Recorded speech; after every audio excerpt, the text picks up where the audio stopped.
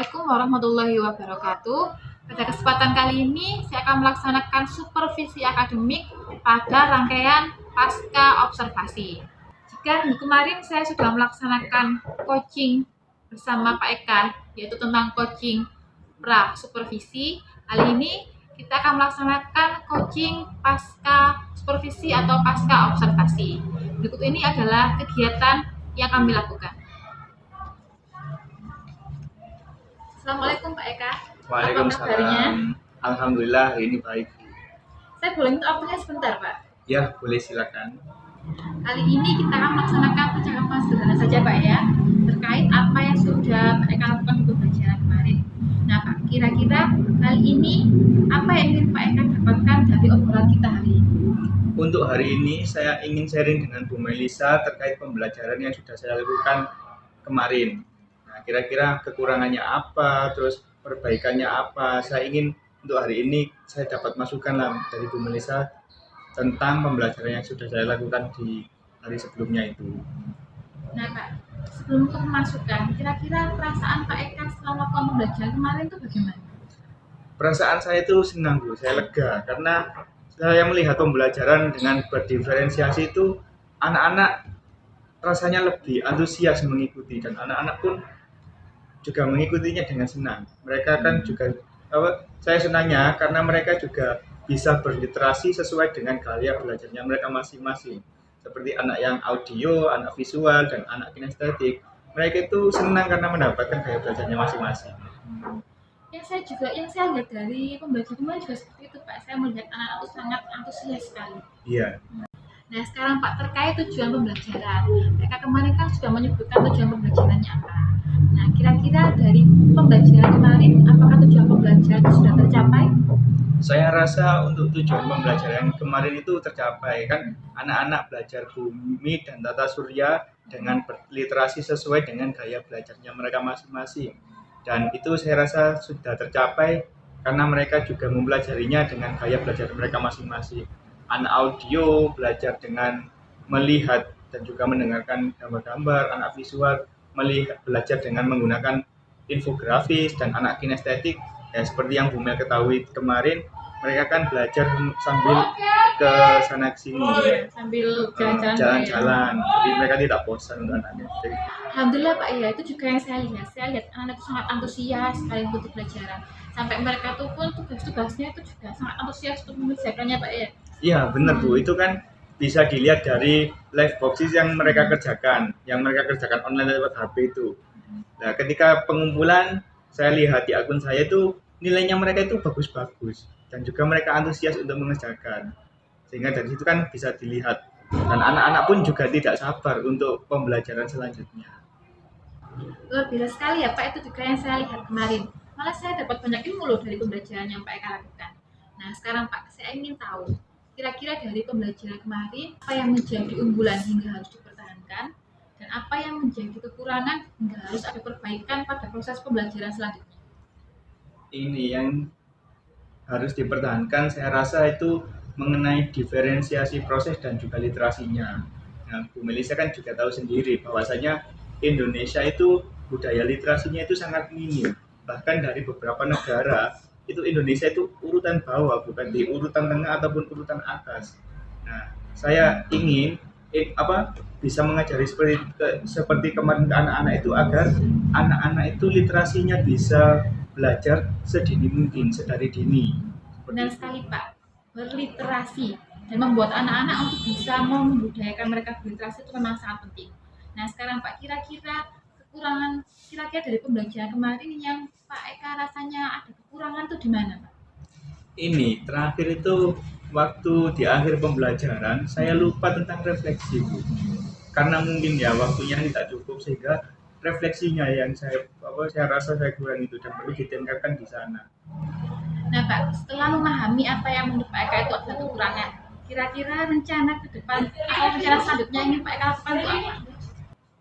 Saya nantinya akan menyiapkan lembar refleksi tersendiri Bu, dan itu akan saya gunakan di akhir pembelajaran, tapi jika waktunya cukup.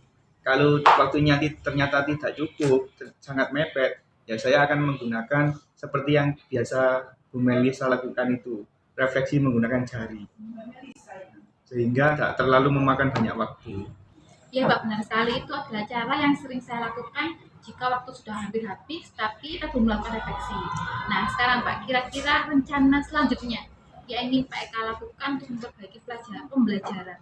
Sama direfleksi atau diferensiasinya itu bagaimana Pak? Ini untuk memperbaikinya itu nanti saya akan mengembangkan pembelajaran yang berbasis diferensiasi itu tadi. Kalau kemarin itu kan diferensiasi proses.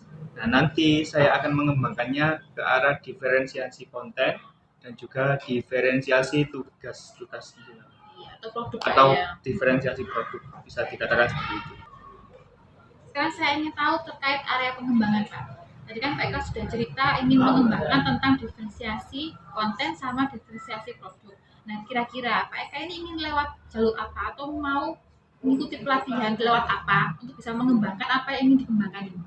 Nah, kalau lewat apanya sekarang itu kan ada yang namanya platform Merdeka Mengajar.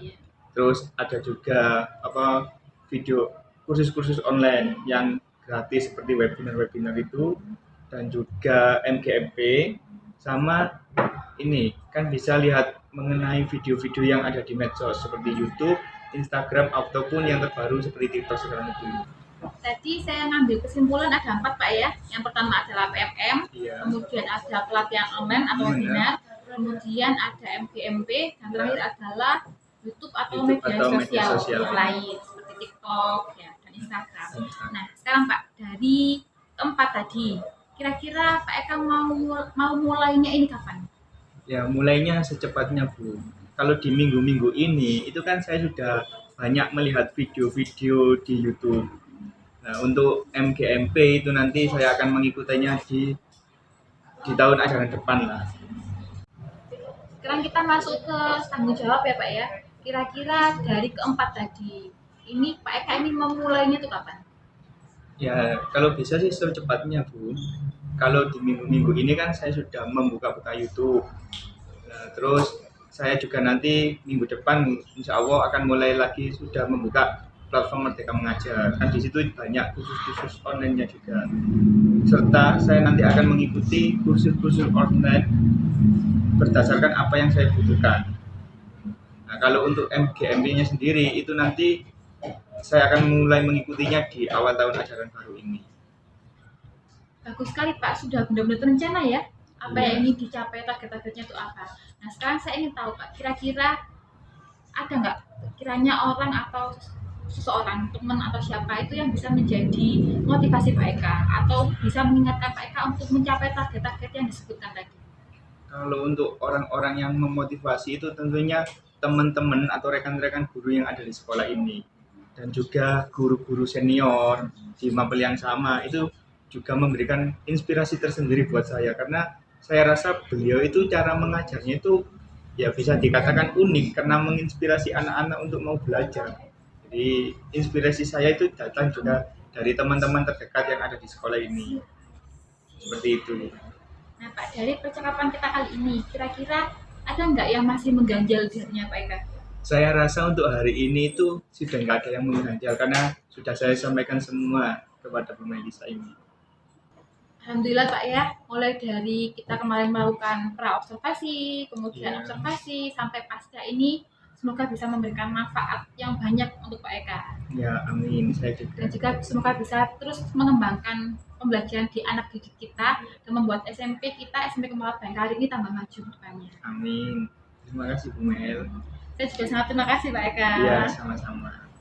Alhamdulillah, demikian adalah kegiatan pasca observasi dari rangkaian kegiatan supervisi akademik yang kami lakukan.